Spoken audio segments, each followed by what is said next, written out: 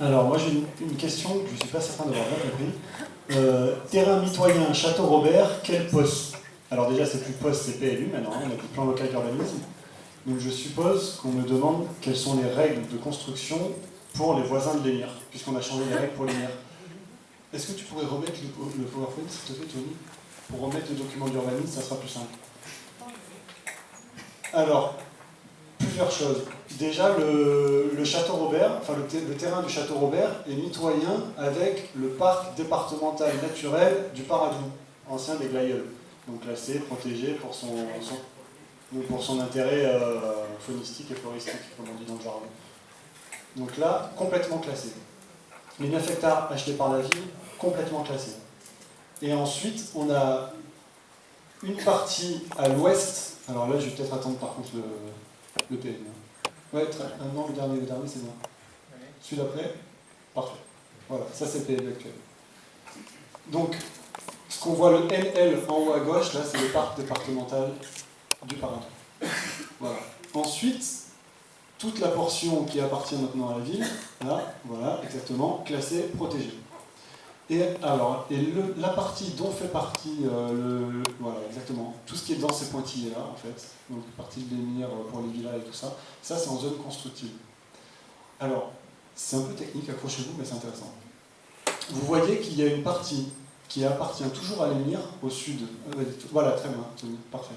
Cette partie-là, c'est un parc, un bout de parc, donc zone naturelle, protégée, qu'on a laissé à l'émir, je ne sais pas pourquoi, mais qu'on a mis dans un zonage constructible. Donc c'est-à-dire qu'on ne peut pas construire sur cette parcelle, parce que le terrain est protégé, mais on l'a mis dans un zonage constructible. Ce qui fait qu'il y a un coefficient d'occupation des sols qui s'applique, donc ça veut dire qu'en théorie on a le droit de construire genre 20%, là c'est 20% je crois, du terrain, mais là on ne peut pas le construire sur cette parcelle, puisqu'elle est protégée. Donc c'est à grâce, moi j'appelle ça une truanderie, vous appelez ça comme vous voulez, c'est grâce à ce mécanisme, on va dire, que l'émir a pu construire 2 fois plus grand que n'importe qui sur sa zone. Mais ça c'est partout. C'est pas partout parce que c'est illégal. C'est partout où les gens ne voient pas, ou c'est partout. J'ai un endroit qui est parti de mon terrain. Je ne peux pas construire dessus dans la mesure où il y a un endroit, j'ai laissé un passage. Mais il fait partie de mon poste. Ce qui veut dire que sur mon terrain, malgré que ce terrain est disponible, je ne peux pas construire, mais c'est la loi. Alors je me suis mal exprimé peut-être, mais les terrains qui sont protégés. On peut construire dessus, mais on pourra se servir de ce PLU pour construire sur la partie où on peut. Alors voilà. je vais le dire plus Mais simplement. ça, c'est pour tout le monde. Hein. Les terrains boisés protégés. C'est pas seulement pour les mires, hein, c'est pour tout citoyen. Le terrain boisé protégé, donc classé, protégé, avec les petits ronds, on le met toujours en zone naturelle. D'accord? Dans le zonage, on ne le met jamais en zone constructive. Ça fait partie de son terrain, on ne peut pas le reprocher. Et alors, un petit morceau qu'on voit là. Pardon, quel petit morceau? Alors oui, la virgule, c'est ça? Voilà, oui. La virgule, alors elle appartient aussi à l'émir, on ne lui a pas pris ce bout de terrain, mais par contre là on lui a mis en zone naturelle. Parce que sinon, ça c'est mon analyse, hein, si jamais on avait tout mis en zone constructive, il aurait eu un report de cost tellement important qu'il aurait pu bâtir sur la totalité des 2,5 hectares qu'on lui a passé en constructive. Du coup ça aurait été beaucoup trop visible. Bon, on va peut-être pas faire toute la ville non plus, mais à gauche après on est en zone constructive. Donc après c'est les règles habituelles de la zone constructive. Non, bien sûr. C'est l'ensemble. Ok, c'est ce que je voulais savoir, c'est que c'est quand même pour l'ensemble du quartier. Ok. J'ai une question sur le rôle du préfet sur l'accord des permis de construire. Donc, c'est simple, un permis de construire est signé par le maire qui vérifie la conformité du permis de construire au PLU. Donc le maire il saisit une demande de permis de construire, qui regarde si le permis de construire est conforme ou pas au PLU, et a priori, donc il fait ce contrôle-là, et si c'est conforme, il signe, et si c'est pas conforme, il ne signe pas. Le préfet contrôle l'action du maire, qui lui-même contrôle la conformité au PLU.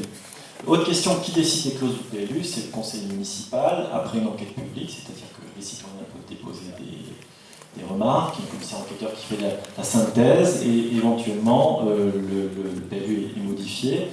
Et ensuite, toujours pareil, sous le contrôle du préfet, s'il y a des choses qui sont pas normales, le préfet normalement intervient. Voilà.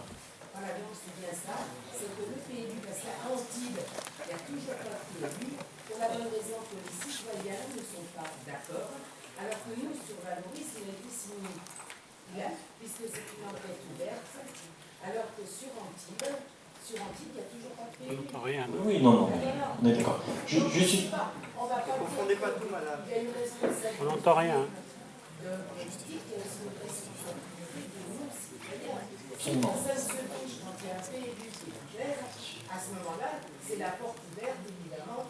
Mais si les citoyens se manifestent, il est clair, à ce moment-là, on peut bloquer la décision d'un PLU.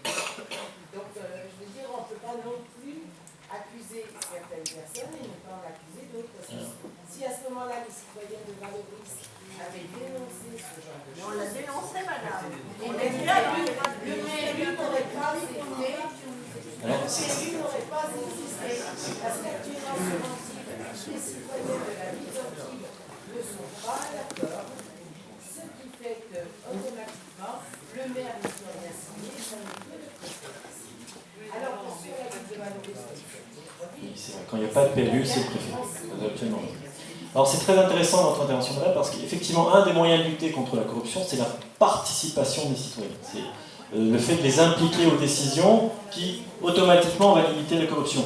Il existe des procédures de démocratie participative, l'enquête publique, la concertation publique, le référendum, la consultation, le débat public, qui est le nec plus ultra. Le débat public, c'est uniquement pour les gros projets. Pourquoi c'est le nec plus ultra? Parce que le débat public est organisé par une commission indépendante qui va permettre à tous les points de vue de s'exprimer. Donc ça, c'est vraiment formidable, et c'est uniquement pour les gros projets. Pour tout ce qui est consultation, c'est organisé par maître d'ouvrage, par exemple la ville. Et le problème, c'est que le débat est un peu orienté, puisque la ville va présenter le projet à sa manière, donc et l'opposition ne pourra pas forcément s'exprimer. Alors on remarque effectivement dans ces procédures, la population participe pas forcément beaucoup, et même très peu. Alors, il faut dire que c'est très compliqué, et il y a un vrai problème de formation citoyenne, c'est-à-dire que volontairement, on va faire des délits très compliqués, des projets très compliqués, puis on ne va pas former les citoyens. On ne va pas leur expliquer à quoi sert un PLU, à quoi sert un PDU, à quoi sert une DTA. Alors modestement, nous sur Nice, on organise des universités citoyennes pour un petit peu former les citoyens, mais voilà, on a des petits moyens, mais très clairement, il y a une volonté de ne pas les former et de ne pas les informer. Et au final, on dit, ah vous voyez, ils ne participent pas. Certes, il y a une part de responsabilité des citoyens, mais il y a aussi une part de responsabilité en amont des élus.